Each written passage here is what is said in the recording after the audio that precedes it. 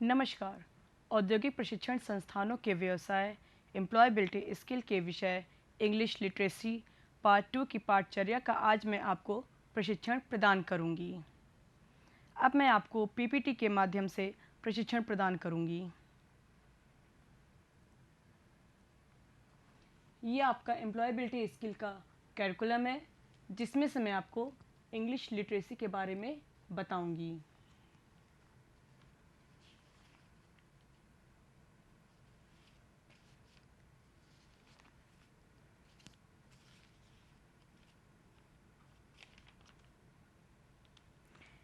इसके पहले भाग 1 में मैंने आप सभी को importance of learning English, noun, pronoun, verb, adjective, punctuation और सिंगुलर और प्लूरल के बारे में बताया था।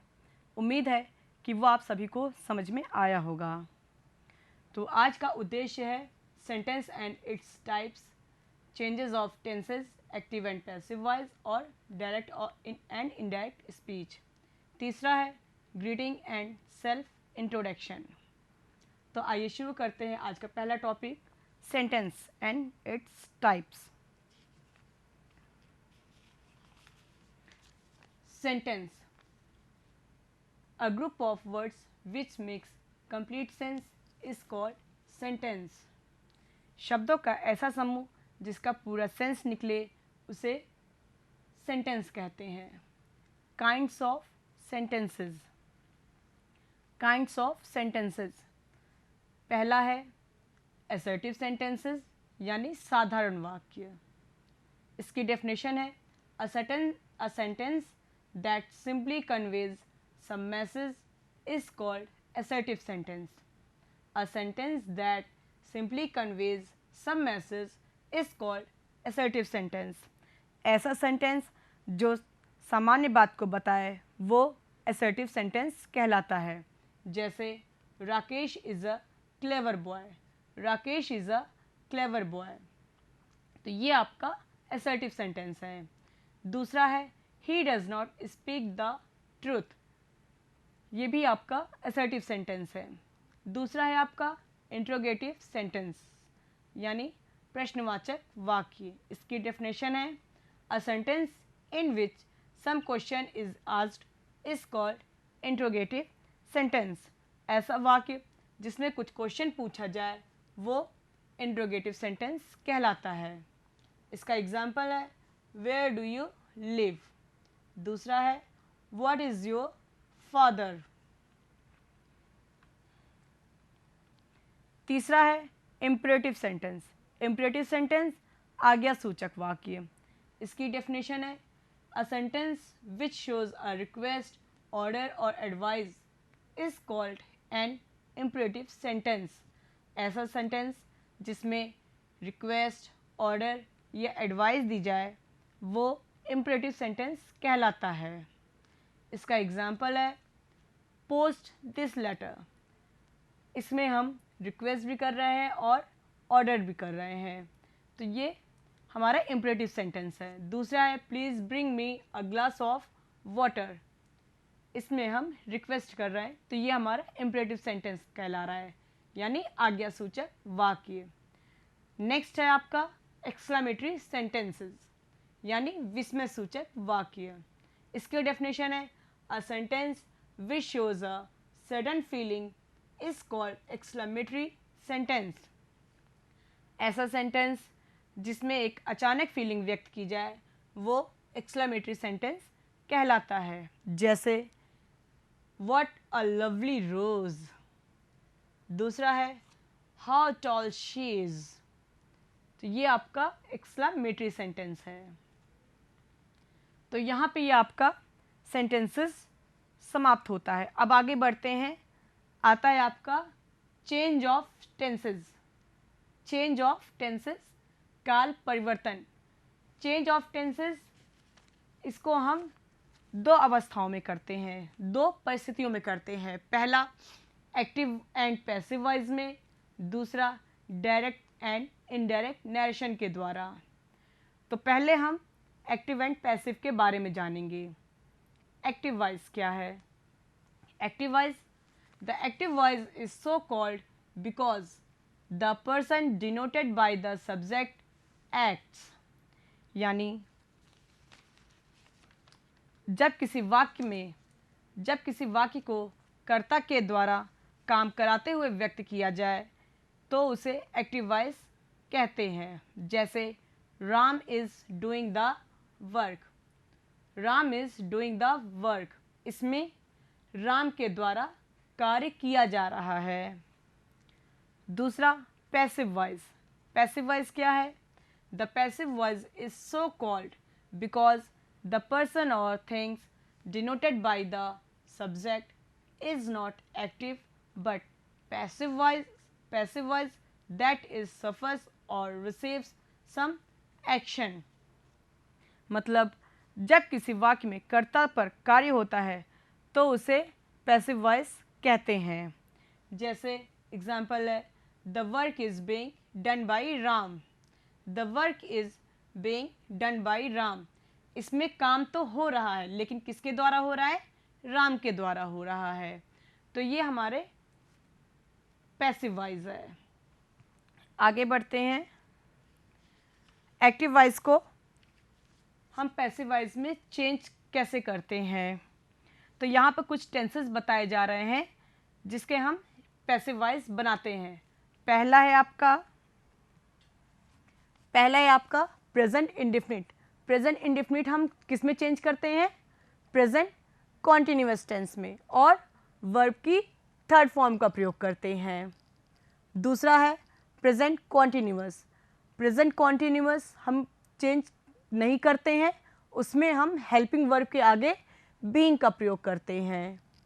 तीसरा है प्रेजेंट परफेक्ट टेंस। इसमें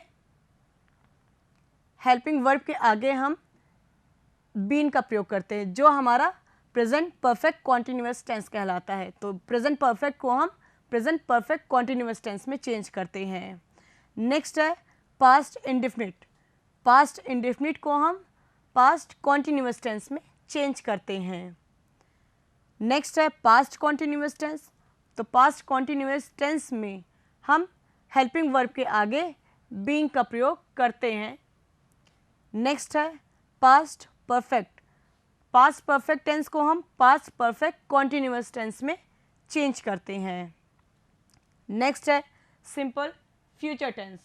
सिंपल फ्यूचर टेंस हमारा फ्यूचर इंडेफिनिट टेंस कहलाता है। तो इसको हम फ्यूचर कॉन्टिन्यूअस टेंस में चेंज करते हैं। अब आता है आपका मॉडल वर्ब। मॉडल वर्ब में आपके कैन, मस्ट, वी, विल, शैल, ये सारी चीज़ें आती हैं। तो जो हेल्पिंग वर्ब के आगे हम बी का प्रयोग करते हैं। तो ये था आपका एक्टिव वॉइस से पैसिव हम कौन कौन से टेंस को कर सकते हैं, किस फॉर्म में कर सकते हैं। नेक्स्ट है object change according to subject. हमें ये जानना बहुत ज़्यादा ज़रूरी होता है कि हमें कब एक्टिव वॉइस को पैसिव वॉइस में चेंज करने में हमें ऑब्जेक्ट को कैसे चेंज करना है। इसको हमें सब्जेक्ट के अकॉर्डिंग चेंज करना होता है। जैसे आई को हम मी में कन्वर्ट करते हैं, ही को हिम में कन्वर्ट करते हैं, शी को हर में कन्वर्ट करते हैं। इट हमारा नहीं चेंज होता है। दे को देन में चेंज करते हैं, वी को अस में चेंज करते हैं, और इसमें यू भी हमारा चेंज नहीं होता है। तो ये हमारा फॉर्म है कि इसको हम कैसे चेंज करते हैं पैसिव वॉइस बनाते समय। अब आगे बढ़ते हैं। नेक्स्ट है rules to change active voice into passive voice. कुछ रूल्स हैं जो एक्टिव वॉइस से पैसिव वॉइस बनाने में काफ़ी मददगार होता है, जिसको अगर हम एक बार पढ़ लें या समझ लें तो हमें फ्यूचर में कभी भी परेशानी नहीं होती है। पहला है किसी भी टेंस के इंडेफिनिट के वाक्यों में उसी टेंस की कॉन्टिन्यूअस की सहायक क्रिया यूज़ करते हैं। दूसरा, किसी भी टेंस के परफेक्ट के वाक्यों में उसी टेंस की परफेक्ट कॉन्टिन्यूअस की सहायक क्रिया यूज़ करते हैं। जैसा मैंने पहले बताया आपको। तीसरा है किसी भी टेंस के कॉन्टिन्यूअस के वाक्यों की पैसिव वॉइस बनाते समय सहायक क्रिया के बाद बीइंग का यूज़ करते हैं। चौथा पॉइंट, सभी वाक्यों को बनाते समय वर्ब की थर्ड फॉर्म का यूज़ करते हैं। हम कोई भी सेंटेंस बनाएंगे किसी भी टेंस का तो उसमें हम वर्ब की थर्ड फॉर्म का यूज़ करेंगे। नेक्स्ट है नए ऑब्जेक्ट से पहले हम बाई का प्रयोग करते हैं। नेक्स्ट है सब्जेक्ट को ऑब्जेक्ट और ऑब्जेक्ट को सब्जेक्ट के स्थान पर प्रयोग करते हैं जिससे हमारा पैसिव वॉइस बनता है। तो यहाँ पे आपका एक्टिव एंड पैसिव वॉइस समाप्त होता है। अब आता है आपका direct and indirect narration. Direct and indirect narration ये क्या है? कोई भी व्यक्ति किसी बात को दो प्रकार से कर सकता है। कोई भी व्यक्ति किसी बात को दो प्रकार से कर सकता है। पहला होता है डायरेक्ट नरेशन के द्वारा, दूसरा होता है इनडायरेक्ट नरेशन के द्वारा। डायरेक्ट नरेशन क्या है? वी मे कोट हिज और her actual words, this is called direct narration. जब किसी व्यक्ति द्वारा कही गई बात को उसी रूप में हम बिना किसी परिवर्तन के व्यक्त करते हैं तो वो हमारा डायरेक्ट नरेशन कहलाता है। दूसरा है इनडायरेक्ट नरेशन। इसकी डेफिनेशन है we may report when he said without quoting his exact words, this is called indirect narration. जब वक्ता द्वारा कही गई बात में उचित परिवर्तन करके व्यक्त किया जाता है तो उसे हम इनडायरेक्ट नरेशन कहते हैं। जैसे Radha said to me I am going to Kanpur now. इसका ये इनडायरेक्ट था, इसका इनडायरेक्ट बनाते समय हम क्या चेंजेस करते हैं? Radha told me that she was going to Kanpur then. इसमें हमने कुछ चेंजेस किए हैं, जैसे कॉमा, इन्वर्टेड कॉमा की जगह पे हमने दैट का प्रयोग करा है। ठीक है, डायरेक्ट नरेशन में कॉमा इन्वर्टेड कॉमा होता है और इनडायरेक्ट में चेंज करते समय हम इसकी जगह पर दैट का प्रयोग करते हैं। दूसरा, comma inverted comma direct narration में होता है, इनडायरेक्ट में नहीं होता है। नेक्स्ट, इसमें हमने एडजेक्टिव चेंज किया है। एडवर्ब नाउ को हमने देन में चेंज कर दिया है। अब हम इसमें बताएंगे आपको रिपोर्टिंग स्पीच और रिपोर्टेड स्पीच के बारे में। इसमें Radha said to me, Radha said to me ये हमारा रिपोर्टिंग स्पीच है, और I am going to Kanpur now ये हमारा रिपोर्टेड स्पीच है। इसमें राधा हमारा सब्जेक्ट है, सेड टू हमारा वर्ब है और मी हमारा ऑब्जेक्ट है। इधर की तरफ आई हमारा सब्जेक्ट है, एम हमारा रिपोर्टेड टेंस है, गोइंग हमारा वर्ब है और कानपुर हमारा ऑब्जेक्ट है। कानपुर नाउ ये हमारा ऑब्जेक्ट है। आगे बढ़ते हैं। Rules for changing direct into indirect narration. इसमें पहला है when the reporting verb is in the past tense और present tense of the direct speech are changed into the corresponding past tense. जैसे पहला है आपका simple present tense becomes a simple past tense. इसका example है he said I am unwell. इसका indirect बनेगा he said that he was unwell. तो इसमें हमारा एम हमारा वॉज में कन्वर्ट हो गया और कॉमा इन्वर्टेड कॉमा की जगह पे हमारा दैट का प्रयोग हो गया। दूसरा है present continuous becomes past continuous tense. तो ये इसका एग्जाम्पल है Rohit said I am eating the food. तो इसका इनडायरेक्ट बनेगा हमारा Rohit said that he was eating the food. Next है present perfect becomes past perfect. इसका डायरेक्ट नरेशन में आएगा he said I have pass the examination. इसका इनडायरेक्ट नरेशन बनेगा he said that he had passed the examination। Next है आपका simple past becomes past perfect. Simple past को हम past indefinite tense भी कह सकते हैं, जिसे हम पास्ट परफेक्ट टेंस में चेंज करते हैं। इसका डायरेक्ट नरेशन एग्जाम्पल है he said the horse died in the night. इसका इनडायरेक्ट बनेगा he said that the horse had died in the night. Next है आपका the tense may not change if the statement is a universal truth. We can often choose whether to keep the original tenses or change them। यदि reported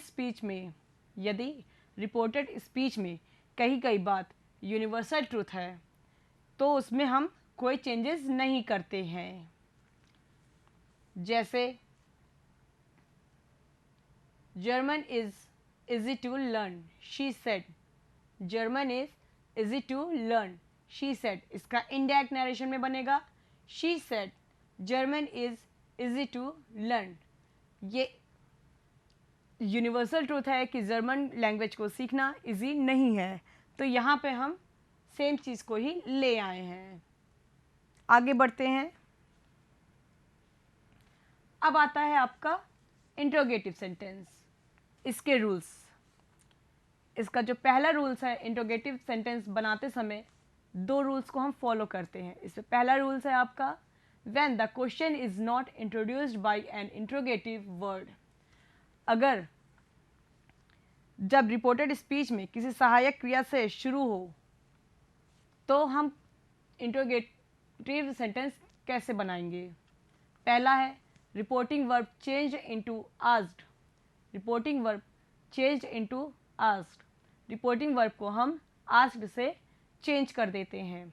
दूसरा है comma inverted comma are replaced by if और weather.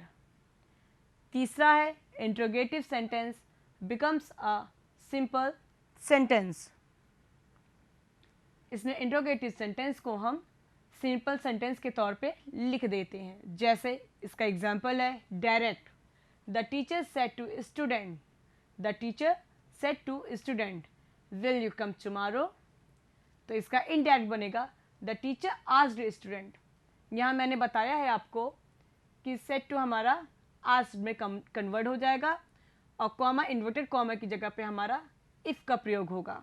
अब बाकी sentence हमारा simple sentence बन जाएगा। तो यहाँ पे देखिए the teacher asked student if he would come the next morning. Tomorrow हमारा नेक्स्ट मॉर्निंग में कन्वर्ट हो जाएगा। दूसरा है आपका when the question is introduced by an interrogative word. जब रिपोर्टेड स्पीच किसी इंट्रोगेटिव वर्ड से शुरू हो तो हम क्या चेंजेस करते हैं। पहला है reporting verb changed into asked. Reporting verb changed into asked, जैसा ऊपर वाले में था कि रिपोर्टिंग वर्ब को हम आस्क्ड से चेंज कर देते हैं। दूसरा है comma inverted comma are replaced by the same interrogative word as in the direct speech. Comma inverted comma को हम रिप्लेस करते हैं जो हमारा डायरेक्ट स्पीच में इंट्रोगेटिव वर्ड होता है, उससे हम चेंज करते हैं। तीसरा है interrogative sentences become a simple sentence. Interrogative sentence को हम सिंपल सेंटेंस के तौर पे लिख देते हैं। जैसे इसका एग्जाम्पल है he said to me what are you doing. He said to me what are you doing. तो इसका इनडायरेक्ट बनेगा he asked me. He asked me. Said to change हो गया आस्क्ड मी। और कॉमा इन्वर्टेड की comma की जगह पे हमारा इंट्रोगेटिव वर्ड का प्रयोग हो गया।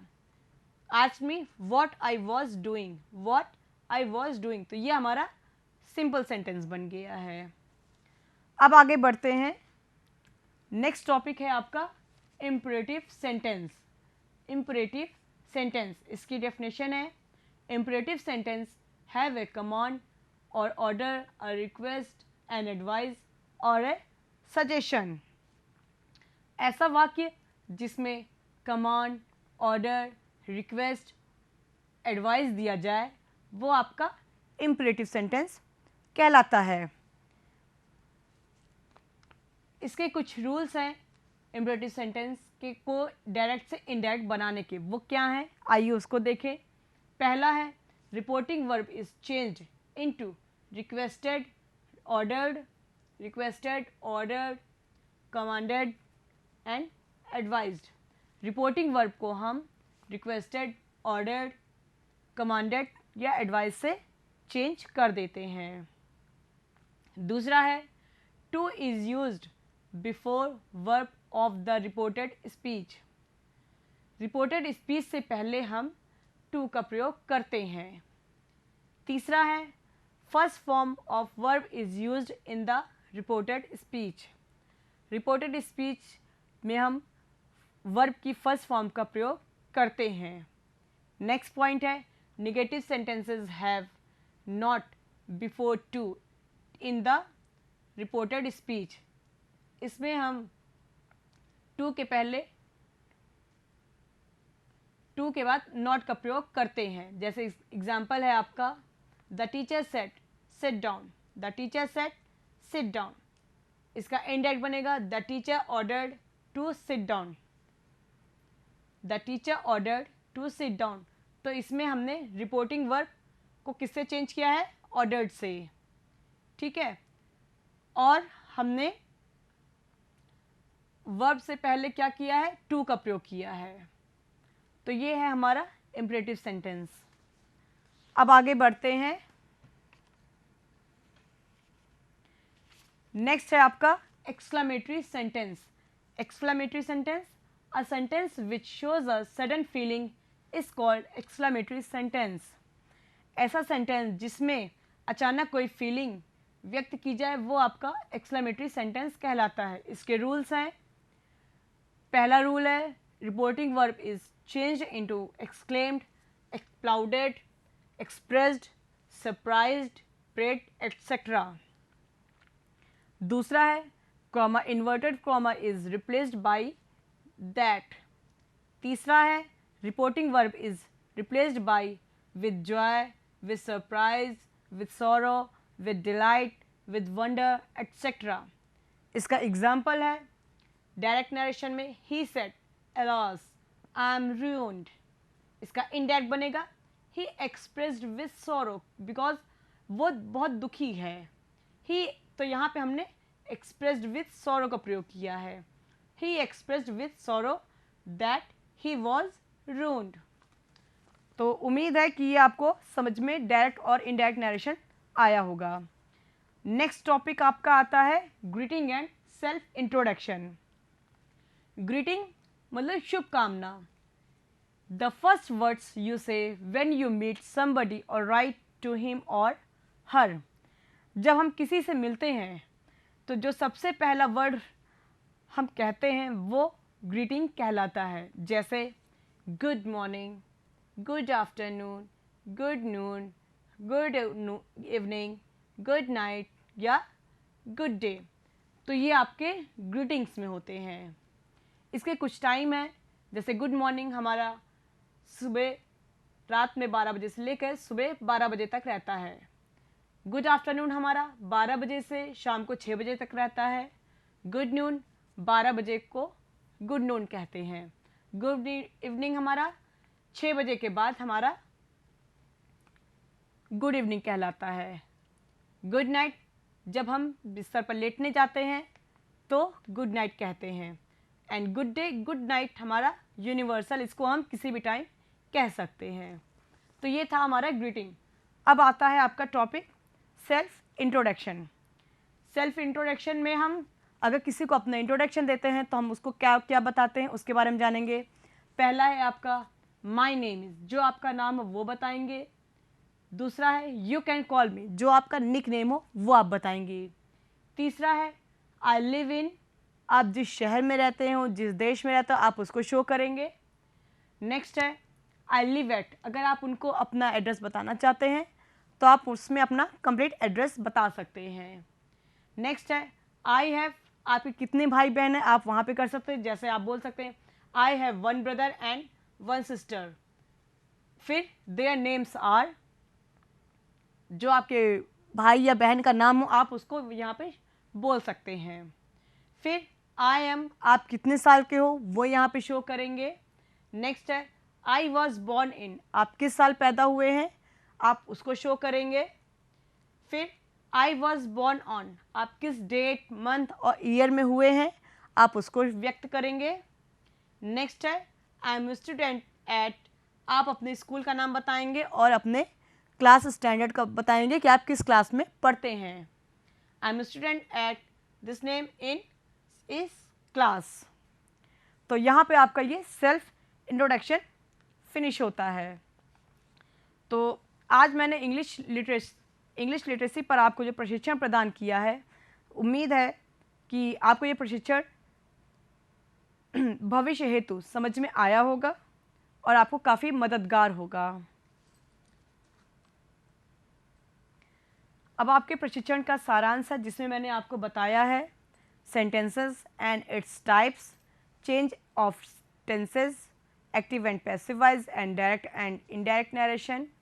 तीसरा है ग्रीटिंग एंड सेल्फ इंट्रोडक्शन। तो ये आपका प्रशिक्षण का आज का सारांश था।